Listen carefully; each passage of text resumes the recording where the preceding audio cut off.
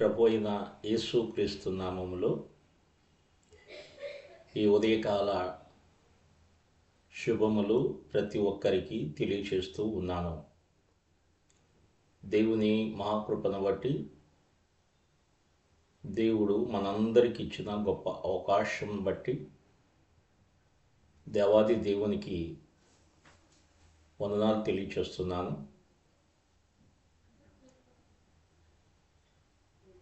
గత ధ్యానాంశములు మనము ధ్యానించి ఉన్నాం.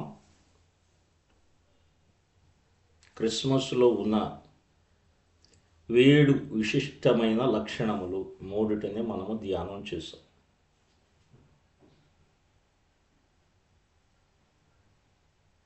క్రీస్తు జన్మలో ఉన్న 7 విశిష్టమైన లక్షణములలో 3 ధ్యానం చేసాం. ఈరోజు 4వ అంశం, యేసు సంపూర్ణ మానవునిగా జన్మించాడు అని దేవుని వాక్యములో మనకు తెలియజేయబడుతుంది. ఫిలిప్పీయులకు రాసిన పత్రిక 2వ అధ్యాయము 6-8 వరకు మనం చదివితే, ఇక్కడ ఆయన మానవ స్వరూపమును ధరించుకున్నాడు అని మనకి తెలియజేయబడుతుంది. యేసు ప్రభు మానవ స్వరూపాన్ని ధరించుకున్నాడు.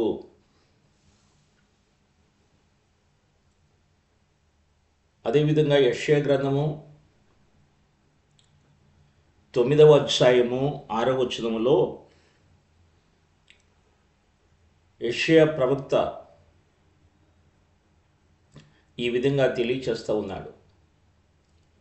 ఏలయనగా మనకు శిశువు పుట్టెను, మనకు కుమారుడు అనుగ్రహించబడెను, ఆయన భుజముల మీద రాజ్యభారముండును, ఆశ్చర్యకరుడు, ఆలోచనకర్త, బలవంతుడైన దేవుడు, నిత్యుడగు తండ్రి, సమాధానకర్తకు అధిపతి అని అతనికి పేరు పెట్టబడును అని లేఖనములో మన కొరకు రాయబడింది. దేవుని బిడ్డలారా, యోహాను సువార్త 1:4లో కూడా యేసుక్రీస్తు లోకమునకు వెలుగు అని వివరించబడింది. ఈ నిరీక్షణ యొక్క సందేశం క్రీస్తు జననము, ఆయన శాశ్వతమైన రాజ్య స్థాపనలో నెరవేరినది. యోహాను సువార్త 1-14 వచనాలు మనము ధ్యానిస్తున్నప్పుడు, వాక్యము శరీరై మన మధ్య నివసించును, వాక్యము శరీరధారి అయి మన మధ్య నివసించెను అనే మాట ఇక్కడ మనకు కనబడుతుంది.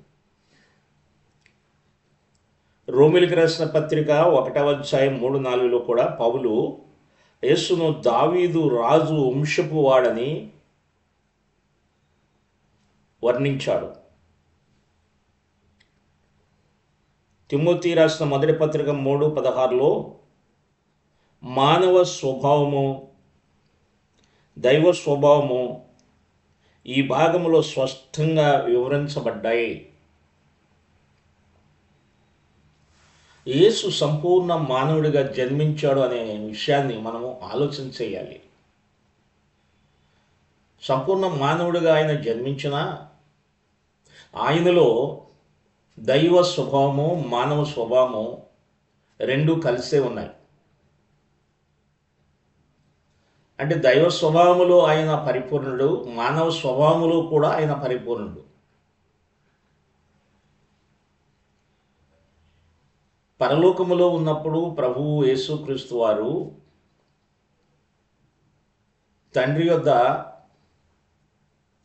తండ్రి రొమ్మున ఆనుకున్న అద్వితీయ కుమారుడు, తండ్రి రొమ్మున ఉన్న అద్వితీయ కుమారుడు అంటే తండ్రితో కలిసే ఉన్నాడు ఆయన. దేవుని యొద్ద వాక్యం ఉండెను అని ఈ వాక్యం మనకు తెలుస్తుంది. అంటే దేవుడితో ఆయన ఉన్నాడు. వాక్యం అంటే త్రిత్వము ఏకత్వమై ఉన్నవి. త్రిత్వములో రెండవ వ్యక్తి ప్రభు అయిన యేసుక్రీస్తు, త్రిత్వములో దేవుడుగా ఉన్న యేసు ప్రభు ఈ భూమి మీదకి వచ్చి ఆయన సంపూర్ణ మానవుడిగా ఆయన జన్మించాడు.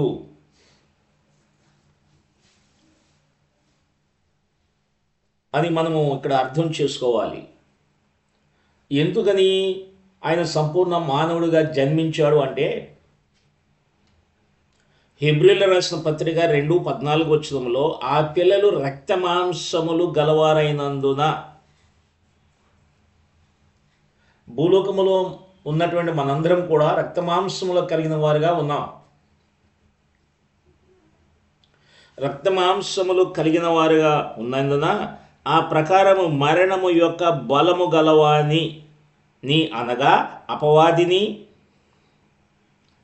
మరణము ద్వారా నశింపచేయుటకు, మరణం యొక్క బలము ఎవరిలో ఉంది? అపవాదిలో ఉంది. మరణము లేని మానవుడికి అపవాది సత్యాన్ని నిరాకరించినట్లు చేసి దేవుని ఆజ్ఞ మీరుట వలన మానవుడు మరణాన్ని కొని తీర్చుకున్నాడు. ఆ మరణము యొక్క బలము గలవాడు అపవాది.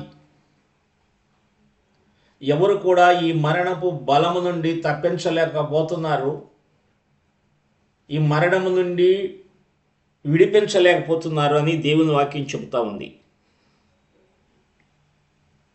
జీవితకాలమంతా మరణ భయము చేత దాస్యమునకు లోబడిన వారిని విడిపించుటకు ఆయన కూడా రక్తమాంసములలో పాలివాడయ్యను. యేసుక్రీస్తు ప్రభువారు రక్తమాంసములు ధరించాడంటే జీవితకాలమంతా మరణ భయం చేత బాధపడుచున్న మనుషులు మనము. అయితే ఈ మనుషులు రక్తమాంసంలో కలిగిన వారు మరణ భయంతో బాధపడుతూ ఉన్నారు. ఈ మరణ భయంతో బాధపడేటువంటి మనుషులను రక్షించడానికి రక్తమాంసములు కలిగి మనతో కూడా పాలివాడుగా ఉండటానికి పరిపూర్ణ మానవుడుగా ఈ భూమి మీదకి ఆయన వచ్చాడు. ఇది మనము అర్థం చేసుకోవాలి. అదే కాకుండా హెబ్రీ రాసిన పత్రిక 2:9 కూడా దూతల కంటే కొంచెము తక్కువనిగా చేయబడినాడు యేసు అని రాయబడింది. దేవదూతల కంటే ఆయన తక్కువగా చేయబడ్డాడు. అంటే ఎందుకంటే ఆయన మానవత్వాన్ని ధరించాడు కాబట్టి. ఆయన మానవత్వాన్ని ధరించాడు. మానవుడు కూడా ఈ భూలోకంలో చాలా తక్కువవాడుగా ఉన్నాడు కాబట్టి, మానవత్వాన్ని ధరించి రక్తమాంసములకు కలిగిన వాడుగా ఉన్నాడు కాబట్టి దేవదూతల కంటే కొంచెం ఆయన తగ్గించబడిన వాడుగా కనబడుతున్నాడు. కానీ దేవదూతలను సృష్టించింది ఆయనే. ఆయన లేకుండా ఈ సృష్టిలో కానీ, ఆకాశములో కానీ, పరలోకములో కానీ ఏదీ కలగల. ఆయన ద్వారానే సమస్తమును కలిగినవి.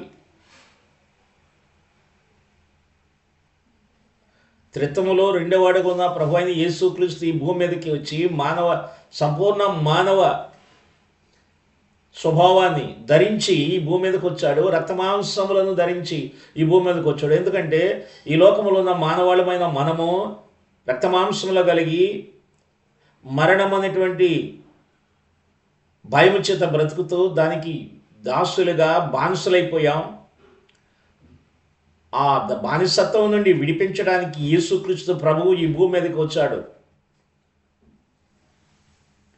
హెబ్రీయులకు రాసిన పత్రిక 2:9 కూడా మనం ఇందాక చూసినాం. అంటే ఎందుకు ఆయన దేవదూతల కంటే తక్కువగా చేయబడ్డాడంటే ఆయన తగ్గించుకొని ఈ భూమి మీదకి వచ్చాడు. ఆయన మానవ స్వభావం ఎప్పుడైతే ధరించాడో, ఆయన ఈ భూమి మీద మానవులు ఏ విధంగా పరలోకములో ఉన్న దేవదూతలు, పరలోకములో ఉన్న తండ్రి, కుమారుడు, పరిశుద్ధాత్మ దేవులు ఉన్నతమైనటువంటి వారిగా ఉన్నటువంటి ఆ స్థానాన్ని విడిచి మానవ శరీరాన్ని ధరించాడు కాబట్టి దేవదూతల కంటే ఆయన తక్కువగా ఉన్నాడని ఇక్కడ రాయబడుతుంది. హెబ్రీ 2:17-18లో కూడా కావున ప్రజల పాపమును పరిహారము కలుగు చేయుటకై దేవుని సంబంధమైన కార్యములలో కనికరమును నమ్మకమును ప్రధాన యాజకుడకు నిమిత్తము అన్నిటి విషయములలో ఆయన తన సహోదరుల వంటి వాడు కావలసి వచ్చెను. తాను శోధింపబడి శ్రమలు పొందెను కనుక శోధింపబడిన వారికి సహాయం చేయవాడై ఉన్నాడు. శోధింపబడి శ్రమలు పొందాడు. ఆయన శోధన అనుభవించాడు, శ్రమలు అనుభవించాడు. శోధన యొక్క అనుభవం ఆయనకి తెలుసు, శ్రమల యొక్క అనుభవం ఆయనకు తెలుసు. శ్రమల ద్వారా ఈ మానవ జీవితం ఎలాంటి పరిస్థితులను ఎదుర్కొంటుందో, శోధన ద్వారా మానవుడు ఏ విధంగా మరి పతనమవుతాడో, దేవునికి దూరం అవుతాడో, ఆయన సన్నిధిని పోగొట్టుకుంటాడో, ఆయన మన శరీరాన్ని మన యొక్క రక్త మాంసములను ఆయన ధరించాడు కాబట్టి, ఆయన వాటిని జయించాడు కాబట్టి మనకి ఆయన సహాయం చేసేవాడుకుంటాడు అని దేవుని వాక్యం మనకు తెలియజేస్తుంది. యేసు ఈ లోకంలో పోరాటాలు అర్థం చేసుకోగలడు. మానవుని జీవితంలో వచ్చే ఈ పోరాటాలు, మానవుడి భూమి మీద అనుభవించే పోరాటాలు ఆయనకి తెలుసు. ఆయన అనుభవంలో అవన్నీ కూడా ఈ భూమి మీదకి ఆయన పరిపూర్ణ మానవుడిగా వచ్చినప్పుడు అవి ఆయన అనుభవించాడు, అవి తెలుసు. కాబట్టి శోధనలో ఉన్న వారికి ఆయన సహాయం చేసేవాడు, మరి శ్రమలో ఉన్న వారికి ఆయన సహాయం చేసేవాడు అని దేవుని వాక్యం మనకి తెలియజేస్తూ ఉంది. అదే కాకుండా దేవుని బిడ్డలారా, ఇక్కడ మనం చూస్తే యేసు సంపూర్ణ మానవుడిగా జన్మించాడు అనటానికి ఆయన మానవుడిలో మానవత్వంలో ఉన్నటువంటి ఆ లక్షణాలు మనం అర్థం చేసుకుంటే, మానవుడు ఆకలి కొంటాడు, నిద్రపోతాడు, దాహం కొంటాడు, అదేవిధంగా అలసట చెందుతాడు, వేదన పడతాడు, దుఃఖపడతాడు, ఏడుస్తాడు, కన్నీరు కారుస్తాడు, అనేక రకాలైన భావోద్రేకాలకి గురి అవుతాడు. ఇవన్నీ కూడా ఆయన కూడా, ప్రభువు కూడా వీటిని అనుభవించాడు. ఎందుకంటే ఆయన పరిపూర్ణ మానవుడు కాబట్టి. మానవుల్లో ఉన్నటువంటి ఆ యొక్క పరిస్థితులు, ఆ మానవుల్లో ఉన్నటువంటి ఆ స్థితిగతులను ఆయన తెలిసి ఉన్నాడు కాబట్టి మనల్ని విడిపించడానికి ఆయన రక్త మాంసములు కలిగిన వాడుగా ఈ భూమి మీదకి వచ్చాడు. దేవుడు ఆత్మస్వరూపి, దేవునికి రక్త మాంసాలు ఉండవు. కానీ ఆయన శరీరాన్ని ధరించి భూమి మీదకి వచ్చాడు కాబట్టి ఆయనకి రక్త మాంసములు ఉన్నాయి. పరిపూర్ణ మానవుడైన దేవుని బిడ్డలారా, ఇక్కడ మనము ఆలోచన చేస్తున్నాం. కాబట్టి యేసు సంపూర్ణ మానవుడిగా ఆయన జన్మించాడు. యేసుక్రీస్తు దేవుని కుమారుడిగా జన్మించాడు.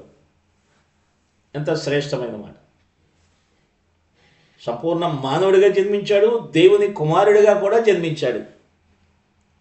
యోహాను సువార్త 3:16లో దేవుడు లోకమును ఎంతో ప్రేమించెను కాగా ఆయన తన అద్వితీయ కుమారునిగా పుట్టిన వాని యందు విశ్వాసముంచు ప్రతివాడు నశింపక నిత్య జీవము పొందినట్లు ఆయనను అనుగ్రహించెను. నశించిపోయేవారు నిత్య జీవం పొందటానికి అద్వితీయ కుమారుణ్ణి మనకి అనుగ్రహించాడు పరమ తండ్రి. కాబట్టి యేసుక్రీస్తు దేవుని కుమారుడిగా జన్మించాడు. ఇక్కడ మనము ఆలోచన చేయాలి. కాబట్టి ఆయన దేవుని కుమారుడు కాబట్టి ఆయన వచ్చి మనకి ఏం చేశాడంటే, ఆయన యేసు మన శిక్షను తన శిక్షగా అంగీకరించాడు. యేసు మన పాపాలకు మూల్యము చెల్లించాడు. యేసు మన శిక్షను తన శిక్షగా అంగీకరించాడు. మన పాపాలను ఆయన మూల్యాన్ని చెల్లించాడు. ఆయన రక్తమునిచ్చి, ఆయన ప్రాణాన్నిచ్చి ఆ మూల్యాన్ని చెల్లించాడు. రోమీయులకు రాసిన పత్రిక 1:4లో కూడా యేసు దేవుని కుమారుడని పౌలు గారు చెప్తా ఉన్నాడు. అదేవిధంగా ఆయన 2 స్వభావాలు కలిగిన వాడని ద్వంద్వ స్వభావాలు కలిగిన వాడని ఆయన చెబుతున్నాడు. ఆయన మానవుడు, ఆయన దేవుడు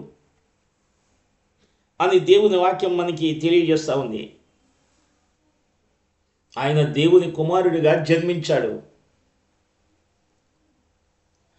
ఆయన పరిపూర్ణ మానవుడిగా జన్మించాడు. ఆయన దేవుని కుమారుడిగా జన్మించాడు. ఆయనలో ఉన్నటువంటి ఆ దైవత్వాన్ని మనము అనేకసార్లు గుర్తించవచ్చు. ఆ దేవుని కుమారుడిగా ఆయన ఈ భూమి మీద జీవించినటువంటి అందరికంటే ఒక ప్రత్యేకమైన విధానంలో ఆయన జీవించిన కారణం ఏంటంటే ఆయన దేవుని కుమారుడు, ఆయన దేవుడు. ఎందుకు అంటే నీటి మీద ఆయన నడిచాడు, నీటిని ద్రాక్షరసంగా మార్చాడు, గాలిని గద్దించాడు, తుఫాన్ని గద్దించాడు, అలలను గద్దించాడు.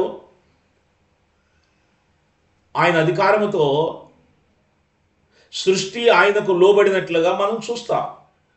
ఎందుకనంటే ఆయన దేవుని కుమారుడు, దైవ కుమారుడు, అద్వితీయ కుమారుడు, పరమ నుండి భూమి మీదకి దిగి వచ్చిన దేవుని కుమారుడు ఆయన.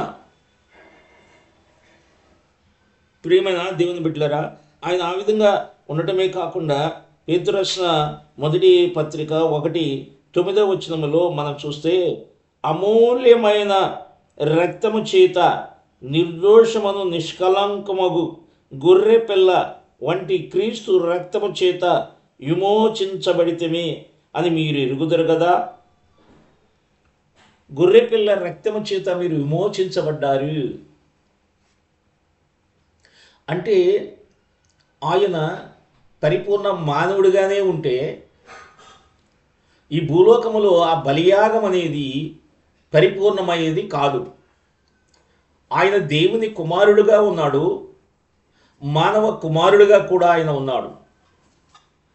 అంటే దైవ మానవ స్వభావములు ఆయన కలిగి ఉండటం వలన ఆయన దేవుడు.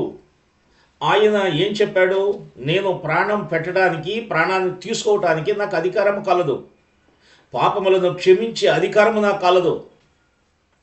భూలోక సంబంధించిన మానవుడు ఎవరు ఆ మాట అనలేరు. ఆయన దేవుని కుమారుడు, పరము నుండి భూమి మీదకి దిగి వచ్చినవాడు ఆయన. ప్రియమైన దేవుని బిడ్డలారా, మనం అర్థం చేసుకోవాలి. యేసుక్రీస్తు ప్రభువు ఆయన పరిపూర్ణ మానవుడిగా జన్మించాడు.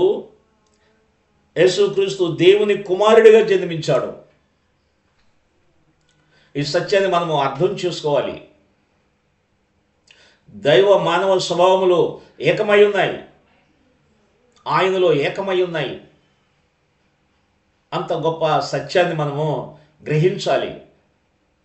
కాబట్టి ఈ ప్రపంచ మానవాళిని రక్షించడానికి ఏకైక రక్షకుడుగా యేసు ప్రభు ఒక ప్రత్యేకత కలిగి ఉండటానికి, ఆయన నామములోనే మనకి రక్షణ అని చెప్పటానికి కారణం అనేది మనము అర్థం చేసుకోవచ్చు. ఎందుకంటే ఆయన నామంలోనే రక్షణ అనేది. ఈ ప్రపంచంలో ఎంతోమంది ఉన్నారు, ఎవరి ద్వారా రక్షణ లేదు. కానీ దేవుని వాక్యం ఏం చెబుతుందంటే, దైవ మానవ స్వభావాలు కలిగి భూమి మీదకి వచ్చినటువంటి యేసు ప్రభువే మానవులకు రక్షణ కలుగు చేయవాడు. ఎందుకంటే ఆయన దైవ కుమారుడు, ఆయన పరిపూర్ణ మానవుడు, పరిపూర్ణ దేవుడు, పరిపూర్ణ మానవుడుగా ఆయన ఉన్నాడు. కాబట్టి ఆయన బలియాగం లోక రక్షణకు ప్రాముఖ్యమైనది. లోకాన్ని రక్షించే బలియాగముగా ఆయన ప్రాణాన్ని పెట్టాడు, రక్తాన్ని చిందించాడు. ఆయన రక్తము లోకానికి సరిపడింది. అది నిష్కలంకమైన గొర్రెపిల్ల రక్తం, అది పరిశుద్ధమైన రక్తం, నిర్దోషమైన రక్తం. అలాంటి రక్తమే మనుషుల యొక్క పాపాలని కడిగివేసి తుడిచివేసేది. అందుకని యేసుక్రీస్తు, మరి ఆయన యేసు నామములోనే రక్షణ అనే మాట వాక్యములో చెప్పబడుతుంది. నా ప్రియమైన దేవుని బిడ్డలారా, ఆలోచించేయండి. మనము అనేక విషయాలు మనము ధ్యానం చేస్తున్నాం. యేసుక్రీస్తు యొక్క జన్మలో ఉన్నటువంటి శ్రేష్టమైనటువంటి రక్షణములు మనము ఆలోచన చేస్తున్నాం. ఆలోచించినప్పుడు యేసుక్రీస్తు దేవుని కుమారుడిగా ఈ భూమి మీద జన్మించాడు. యేసుక్రీస్తు పరిపూర్ణ మానవుడిగా ఈ భూలోకంలో జన్మించాడు. మానవుడిగా ఆయన శ్రమ పొందాడు, మానవుడిగా దుఃఖపడ్డాడు, కన్నీరు కార్చాడు. కానీ దేవుని కుమారుడిగా ఈ భూమి మీద ఆయన గొప్ప కార్యాలు చేశాడు. ఆయన సెలవిస్తే ప్రకృతిలో ఆయన అధికారానికి లోబడింది ప్రకృతి. ఆయన మాట సెలవిస్తే చనిపోయిన వారు బ్రతికారు. ఆయన మాట సెలవిస్తే అనేక మంది గుడ్డివారు, కుంటివారు, ఊచకాళ్ళు చేతులు గలవారు ఎంతోమంది ఆయన మాట ద్వారా స్వస్థత కలిగింది. నా ప్రియమైన దేవుని బిడ్డలారా, కాబట్టి ఆయన పరిపూర్ణ మానవుడు, పరిపూర్ణ దేవుని కుమారుడు. ఆయన దేవుని కుమారుడు. సహజంగా మనం కుమారుడు అంటే తక్కువని ఆలోచన చేస్తాం. కాదు, దేవునితో సమానమైన వాడు, త్రిత్వములో రెండవ వాడు యేసుక్రీస్తు ప్రభువు. తండ్రికి ఎలాంటి యోగ్యత ఉన్నదో, తండ్రి ఎలాంటి అధికారం కలిగి ఉన్నాడో, కుమారుడు కూడా అదే అధికారం కలిగిన వాడు. తండ్రికి ఎలాంటి మహిమ ఉన్నదో కుమారుడికి కూడా అదే మహిమ ఉన్నది. కానీ భూమి మీద మానవుడిగా ఆయన జన్మించినప్పుడు కొన్ని విషయాలు ఆయన విడిచిపెట్టి పరలోకంలో విడిచి ఈ భూమి మీదకి వచ్చి సామాన్యమైన జీవితం జీవించాడు. కానీ ఆయన దైవ మానవుడే, ఆయన దేవుని కుమారుడే. అందువలన ఆయన బలియాగము మానవులకి అవసరమైంది. ఆయన రక్తం మానవాళికి అవసరమైంది. ఆయన బలియాగం అర్పించడమే కాకుండా మరణించి మూడో దినాన మృత్యుంజయుడిగా తిరిగి లేచాడు. ఆయన తిరిగి లేచి పరలోకపు తండ్రి సింహాసనం దగ్గరికి ఆయన వెళ్ళాడు. వెళ్ళి ఆయన మనందరికీ మార్గాన్ని సిద్ధపరిచాడు. యేసుప్రభు అన్నాడు, నేనే మార్గము సత్యము జీవమై ఉన్నాను, నా ద్వారాను తప్ప ఎవడు తండ్రి వద్దకు రాడని చెప్పబడింది. నా ప్రియమైన దేవుని బిడలరా, ఈ సమయంలో మనము ఆలోచించేద్దామా? కాబట్టి యేసు యొక్క జన్మలో ఉన్న శ్రేష్టమైనటువంటి విషయాలు మనము అర్థం చేసుకోవాలని మీకు మనవి చేస్తున్నాను. యేసు సంపూర్ణ మానవుడిగా జన్మించాడు. యేసుక్రీస్తు దేవుని కుమారుడిగా జన్మించాడని దేవుని వాక్యం మనకు తెలియజేస్తూ ఉంది. వీటిని బట్టి మనం ఆలోచించేద్దాం, ప్రార్థన చేద్దాం, మరి ముఖ్యంగా అర్థం చేసుకుందాం. ఎన్నో సంవత్సరాలుగా మనము క్రిస్మస్ ఆరాధనలో పాల్గొంటున్నాం. ఎంతోమంది జ్ఞానం కలిగిన వారు ఉన్నారు, బైబిల్ పండితులు ఉన్నారు, గొప్ప గొప్ప మేధావులు ఉన్నారు. ఎన్నోసార్లు వింటున్నాం, వాక్యాలు వింటున్నాం. కానీ యేసు ఆయన ఎందుకు జన్మించాడు, ఎందుకు ఈ భూమి మీదకి ఆయన రావాల్సి వచ్చింది, ఆయన ఎందుకు ఈ శరీరాన్ని ధరించాల్సి వచ్చింది అనేది మనము అర్థం చేసుకుని నిజమైనటువంటి సంతోషకరమైన ఆ క్రిస్మస్ను దేవుని సన్నిధిలో మనము ఆరాధించేవారుగా ఉండాలి. నిజమైన క్రిస్మస్ అంటే క్రీస్తుని పరిపూర్ణంగా మనం అర్థం చేసుకుని ఆయనను మన హృదయంలోనికి, మన జీవితంలోనికి ఆహ్వానించినప్పుడు దైవ కుమారుడిగా ఉన్న యేసు ప్రభు మన జీవితంలో ఆయన కాపరిగా ఉండి మనల్ని నడిపిస్తాడు, మనలను పవిత్రపరుస్తాడు, మనలను నిత్య జీవం వైపు నడిపిస్తాడు. శాశ్వతమైన రాజ్యములో మన కొరకు సిద్ధపరిచిన వాటికి మనల్ని వారసులుగా చేస్తాడు. ప్రార్థన. మహోన్నతుడైన తండ్రి, ఈ సమయంలో మీరు ఇచ్చిన ఈ వాక్యాన్ని బట్టి వందనాలు. మేము అర్థం చేసుకోవడానికి సహాయం చేయండి. నీ కృప మాతో ఉంచండి, మమ్మల్ని మీరు బలపరచండి, మీ సన్నిధి మాతో ఉంచండి. దేవా, నీకే వందనాలయ్యా. మమ్మల్ని మీరు జ్ఞాపకం చేసుకోమని మీ సన్నిధిలో ప్రార్థిస్తున్నాం. ఈ క్రిస్మస్ దినాలలో మేమున్నాం. ఈ క్రిస్మస్ ధ్యానాల్లో అనేక సార్లు నీ మాటలు వింటున్నాం ప్రభువా. అయితే నీ బిడ్డలు అర్థం చేసుకునే మనసు దయచేయండి. మీ జన్మలో ఉన్న శ్రేష్టతను, మీ జన్మలో ఉన్నటువంటి విషయాలను మేము అర్థం చేసుకుంటే మా జీవితం ఎంతో ఆశ్చర్యకరంగా మారుతుంది ప్రభువా. అలాంటి కృప మా అందరికీ దయచేయండి. విన్నవారు అర్థం చేసుకునే కృప దయచేయండి, అర్థం చేసుకునే కృప దయచేయండి. ప్రతి ఒక్కరితో మీరు మాట్లాడండి ప్రభువా. ఎవరైతే ఇంకా అర్థం చేసుకోక ఉన్నారో, మీ జన్మం గురించినటువంటి సత్యాలు తెలియక ఉన్నటువంటి వారు ఉంటే దయతో అర్థం చేసుకునే మనసు దయచేయండి. అనేకసార్లు విన్నాలను మేము అర్థం చేసుకోలేకపోతుందంటే కొన్నిసార్లు ఈ యుగ సంబంధించిన దేవత మనోనేత్రాలకు గుడితనం కలుగు చేస్తుంది, సత్యాన్ని గ్రహించకుండా చేస్తుందని నీ లేఖనం మాకు చెప్తుంది. అలాంటి స్థితిలో మేము ఉండకుండా నీ వాక్యానికి మేము లోబడిన వారుగా, మీ సత్యాన్ని మేము అంగీకరించిన వారుగా ఉన్నప్పుడు మీ యొక్క జన్మ గురించినటువంటి సత్యాలు మేము అర్థం చేసుకొని పరిపూర్ణమైన విశ్వాసములో మా రక్షణలో మేము ఎదుగుచు పరిశుద్ధమైన జీవితం జీవించుచు మీరు వచ్చినప్పుడు మిమ్మల్ని ఎదుర్కొనేవారుగా మేము ముందుకు సాగటానికి ఆత్మదేవ ప్రతి ఒక్కరిని బలపరచమని, ప్రతి ఒక్కరిని మీరు విశ్వాసములో స్థిరపరచమని, నీ వాక్యముతో ప్రతి ఒక్కరిని మీరు నింపి ఫలింప చేయమని యేసునామములో అడుగుచున్నాము తండ్రి. ఆమేన్. తండ్రి యొక్కయు కుమారునికు పరిశుద్ధాత్మ సహవాసం కూడి ఉన్న మనందరికీ దేవుని కృపా సమాధానములు తోడుగా ఉండి నడిపించునుగాక. ఆమేన్. అందరికీ వందనాలు.